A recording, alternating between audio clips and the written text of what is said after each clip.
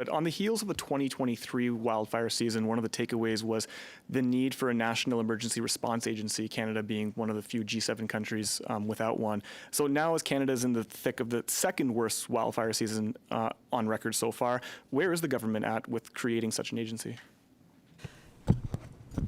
I can tell you that the safety of Canadians is our first priority, and we will be looking at whether or not we'll be looking at any and all options to make sure that Canadians are safe during wildfire seasons, and that absolutely includes looking at whether or not we should have put in place some sort of a national wildfire strategy.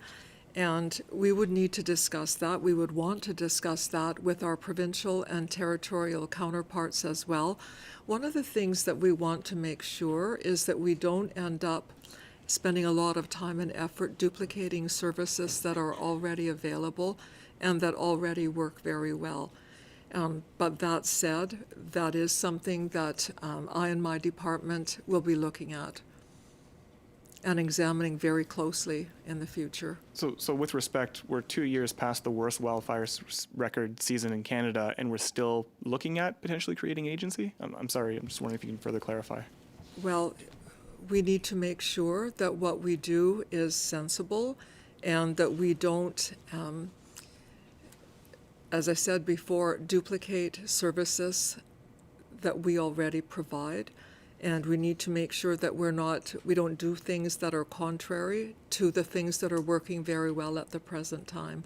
And just as an example, the Government Operations Center and its monitoring of wildfire events, CIFC, the Canadian Integrated Fire Center, these are organizations that work extremely well in terms of coordinating responses to wildfires and other events.